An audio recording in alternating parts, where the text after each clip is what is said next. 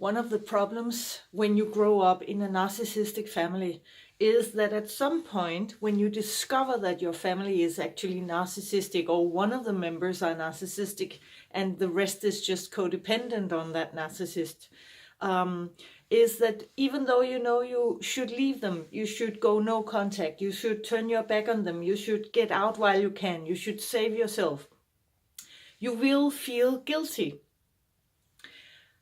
And this is my message to you. When you feel guilty, just understand, because you know this in your brain, that the guilt is not real. Guilt in a narcissistic family is actually the brainwashing, telling you that you cannot do this, you cannot choose you before them, you cannot turn your back on them, you owe them to be there, they are all you have, or you are all they have. So you will feel guilt for turning your back on the family. After all, it's my family. But don't believe it, it's just a lie. You know, in narcissistic families, attention attention and drama is the junk, and guilt are the withdrawal, the cravings that make you come back again and again and again for more junk, more drama, more attention, or giving them attention. So if you are going no contact with a narcissist, or your narcissistic family, or a narcissistic partner who really, really needs you, you know, they do that, they really, really need you, there you are, all they have. If you go no contact with them, just understand this. You know in your head, because you had that thought at one point, sometime during this process, you had the thought that it's okay to go no contact, and you know it will be better for you. So just see yourself as an addict, and your addiction is the drama and the attention in the narcissistic family. And you will have withdrawals, and those withdrawals will show themselves as guilt. You will feel guilty, you will feel that you owe them to be there, or you're a bad person if you are not with your family. And other people who are not narcissistic will have trouble understanding why you had to go no contact with your narcissistic family. But treat yourself as an addict and understand that the feeling of guilt and bad conscience, guilty conscience, is actually just withdrawal symptoms. So you shouldn't take them seriously.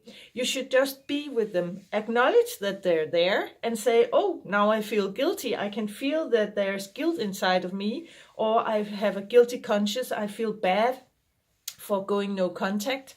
And I will just live with that. I don't have to act on it.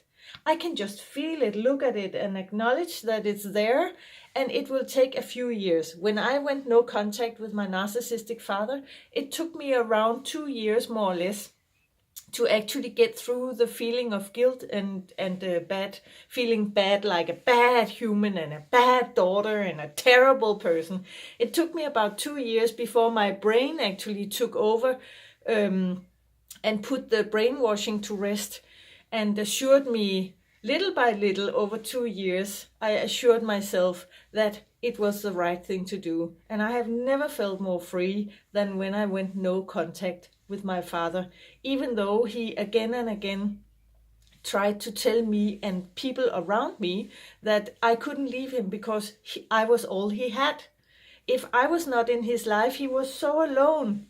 And I had to say out loud and tell myself again and again, no, he is a grown man. He has the ability to go into therapy and learn how to create relationships with other human beings. So I don't have to be responsible for his emotional well-being. He can do that himself. He is a grown man. He can learn how to do it. I went into therapy and I got new skills for creating relationships and being relationship skilled person in my life so he can do the same. It's not my responsibility, and I don't have to feel guilty or bad because he cannot do these things, because he cannot make friends, because no one really knows him, because he's so afraid to get close to people, because he's afraid of them getting to know him for real. Not my problem. So I just had to tell myself this over and over and over. Not my problem. And I'm going to switch hand. There. In addition, I had this golden question, which I will give to you as well, which is, what can I do for me right now that will make it good to be me? This is one of my golden questions that I give to my clients or mentees when I talk to them. I tell them, if you start thinking about the narcissist, you start feeling guilty, or you start talking about them, or you start, contemplating if there's something you can do, just turn your attention to this question instead. Because we are brought up and we are trained to always think about the narcissist and take responsibility for the narcissist and talk about the narcissist and have concerns with the narcissist. And instead you should stop thinking about them altogether and just think about you. And of course, this spawns the fear of also being a narcissist. But don't worry, when you have been close to a narcissist, you are most probably more codependent than you are narcissistic. They can have similar traits. But one thing that is for sure is you will never be a narcissist if you've been close to a narcissist for many years, because the narcissist will make sure that you are more codependent. So don't worry, just relax and start thinking about yourself a lot more and ask yourself the question, what can I do for me right now that makes it better to be me? That's a golden question. And when you find the answer to that again and again and again, make it like your homework from now on to ask yourself that question and find out what the answer is. Little by little, you will get better at answering this question. So no more guilt, and feel strong and take care of yourself. Bye.